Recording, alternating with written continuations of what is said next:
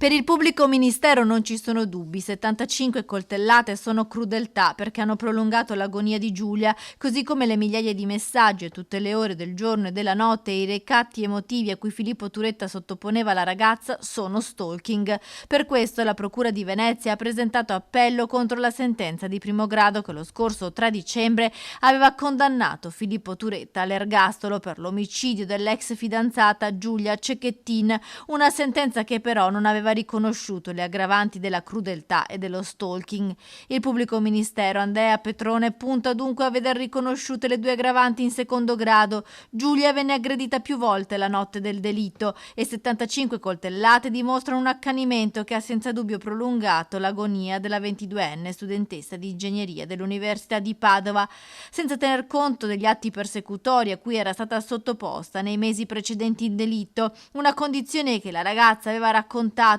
anche in un audio alle amiche in cui parlava dei continui messaggi di Filippo Turetta, messaggi in cui le diceva di volersi togliere la vita se lei non fosse uscita con lui. Turetta inviava SMS in continuazione a Giulia e questo per il PM va inquadrato come stalking. A stabilirlo ora ci penserà la Corte d'Assise d'Appello di Venezia. I termini per presentare i ricorsi scadono il 27 maggio, ma al momento la difesa di Turetta non ha presentato richiesta di appello.